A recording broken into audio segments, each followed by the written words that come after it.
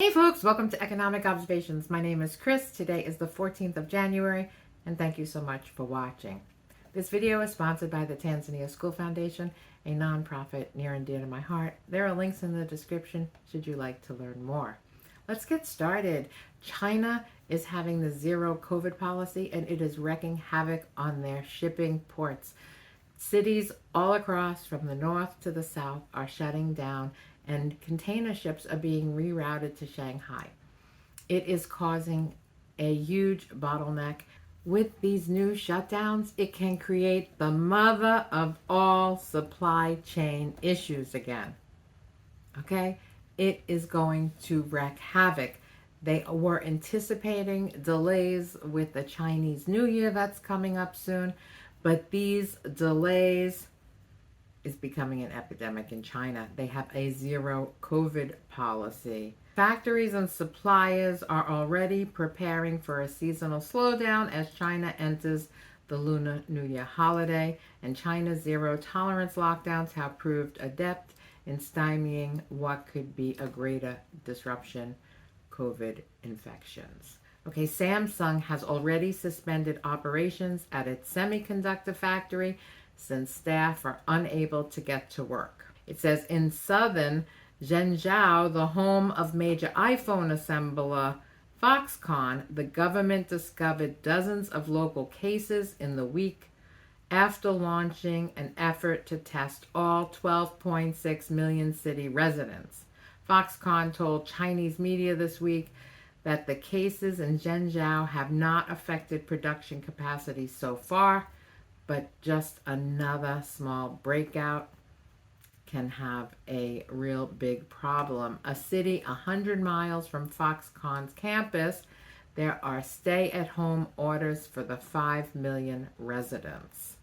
All right, and meanwhile, in Tianjin, authorities ordered residents into semi-lockdown so health officials can test all 14 million residents. Japan's Toyota and Germany's Volkswagen have both suspended factory output. This is a huge problem. Toyota did not say how the closure might hurt its manufacturing targets, but in a statement, the company said it will resume operations as soon as the government's instructions and the safety and security of the local community and suppliers are confirmed and assured. So we have, with outbreaks now recorded in other ports, including the southern tech hub of Shenzhen and northern manufacturing hub of Dalian, there is an increased risk of China denying ships berth. Plus, with cities like Tianjin on lockdown, truck drivers are unable to haul cargo from factories to ships and vice versa, increasing friction in the supply chain. So we have a lot going on.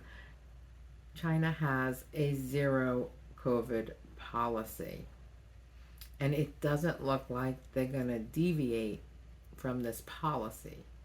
And we all know with Omicron that we are in for a lot of problems with shipping this year because Omicron just doesn't go away. Their zero COVID policy is even risking their own economy. This is not over.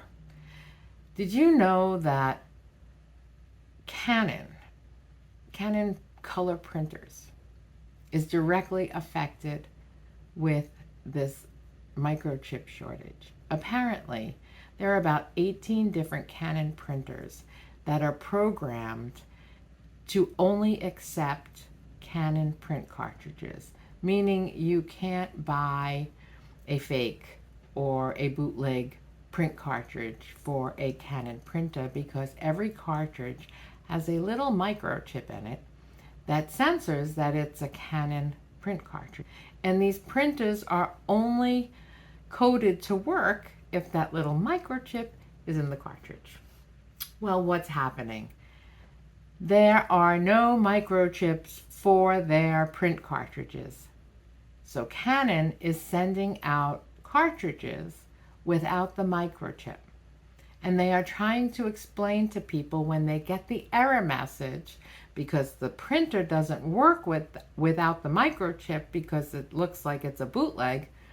And Canon is sending out instructions as to how to override the error message so you can use their cartridges. And the cartridges are now over $100 for each color. So if you need yellow, it's $100 and something. If you need blue, it's over $100. If you need red, magenta, whatever it is, they're over $100, and they don't come with a microchip. But Canon needs to sell cartridges. Otherwise, their printers are useless, and they are sending instructions out as to how to override this. So now what people can do is buy bootleg cartridges in the future, because now they know how to override the system to use maybe a $70 cartridge. Anyway, that is the kind of effects that these closures of factories and the shipping problems and everything. It's from cars to print cartridges. Okay, so those are two stories. The next story we're going to talk about is Netflix is raising its prices. So if you are a subscriber to Netflix and you enjoy watching Netflix shows on the television, you are going to pay more money. Your basic membership is going from $9 to $10. If you have a mid-size subscription, going from $14 to $15.50, and if you have the premium, it's going from $18 to $20. Is that going to affect membership? Netflix is saying that growth is waning, right? And people are canceling their memberships, or they're just not there. There's not a lot of new subscribers.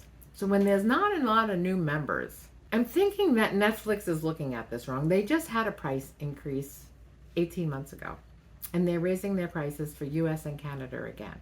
So would you pay more for a subscription where people are leaving? Or what if they lowered the price and got more people subscribing? I would think they would do better with more paying less than getting more from the few that they have left. Anyway, your TV subscription is going up. Last and final thing that I would like to talk about is Jamie Dimon says wage inflation has arrived, and CEOs should not be crybabies about it. They should just deal with it. Yeah, that's what he's saying. Please don't say I'm complaining about wages. I think wages going up is a good thing for the people who need to have wages going up. And then he says here, JP Morgan's professional class in particular, and I love this one, trading personnel, investment bankings, and asset management employees have seen a pay swell during the 2 straight years of strong performance. That's great.